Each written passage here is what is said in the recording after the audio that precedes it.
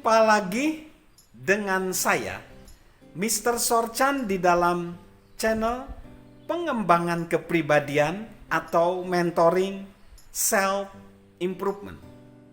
Saat ini kita belajar tentang prinsip kontribusi, di mana kita bisa memberikan manfaat kepada orang lain. Dan caranya adalah dengan fokus pada pengembangan diri, bukan kepuasan pribadi. Seorang konsultan, Fred Smith, berkata, bagaimana kita jangan pernah memusatkan kehidupan kita untuk mencari kepuasan pribadi. Ia mengatakan, kepuasan pribadi memikirkan bagaimana sesuatu melayani dirinya sendiri. Pengembangan diri memikirkan bagaimana sesuatu membantu diri kita untuk bisa melayani orang lain. Dengan kepuasan pribadi, merasa nyaman adalah hasilnya.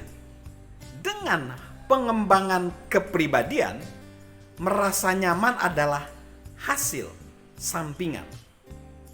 Sebenarnya apa perbedaan utama dari pengembangan kepribadian dengan kepuasan pribadi?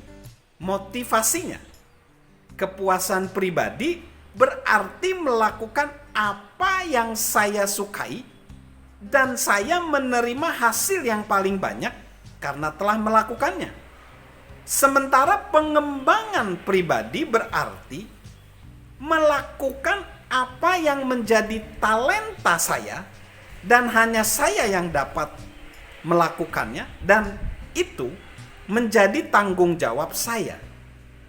Mengejar kepuasan pribadi sama seperti mengejar kebahagiaan. Itu adalah suatu perasaan yang tidak dapat diteruskan. Perasaan sangat bergantung pada keadaan, bergantung pada suasana hati orang. Sebaliknya, kita dapat mengembangkan diri kita tidak peduli apapun yang kita rasakan dan tidak peduli situasi apapun yang ada yang sedang terjadi. Jadi situasi kondisi tidak menguasai kita. Bagaimanapun keadaan keuangan kita, orang-orang di sekitar kita, kita tetap bisa mengembangkan kepribadian kita. Lalu selanjutnya, prinsip kontribusi terjadi kalau kita tetap bertumbuh. Kalau kita tetap bertumbuh, kita dapat tetap memberi.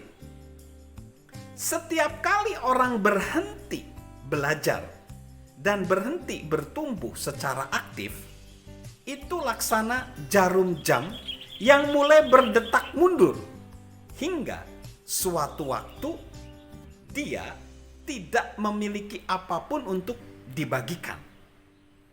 Jika kita ingin dapat terus berkontribusi, memberi, kita harus tetap bertumbuh. Kadang-kadang orang berhenti belajar karena ia sudah merasa puas. Ia percaya bahwa ia sudah cukup mengalami pertumbuhan. Atau ia hanya ingin memanfaatkan sebanyak mungkin keahlian dan pengetahuan yang telah dimilikinya. Tetapi jika itu terjadi, ia mulai terhenti dan kemudian menurun. Ia kehilangan semangat inovasinya. Ia mulai memikirkan cara untuk lebih efisien dan tidak merintis apapun. Ia memotong anggaran dan tidak berinvestasi dalam pertumbuhan. Visinya menjadi sangat terbatas. Dan bukannya bermain untuk menang, dia hanya mulai bertahan aja supaya tidak kalah. Hal yang kedua yang terjadi kepada orang yang berhenti berusaha untuk bertumbuh secara aktif adalah ia akan kehilangan minatnya. Kita semua melakukan apa yang kita kuasai. Tetapi supaya dapat menjadi ahli dalam bidang tertentu, menuntut kita untuk terus mengasah keahlian kita. Kurangnya keahlian menimbulkan kurangnya semangat dan akhirnya menimbulkan ketidakpuasan. Jika kita tiba di tahap ini, kita mulai menengok ke belakang karena di sana ada hari-hari terbaik yang terjadi di dalam diri kita. Kita memikirkan masa lalu yang menyenangkan, masa-masa keemasan kita. Pada titik itu, kita sebenarnya berjarak hanya sejengkal jauhnya dari ketinggalan kereta. Tidak ada seorang pun yang bersedia belajar dari tokoh-tokoh masa lalu. Sumbangsih apakah yang dapat kita berikan pada saat ini? Jadi, mari kita mempunyai keinginan untuk memberi sampai kita semuanya kita berikan, supaya kita terus dapat memberi. Kita harus terus bertumbuh sampai suatu saat kita tidak dapat bertumbuh lagi.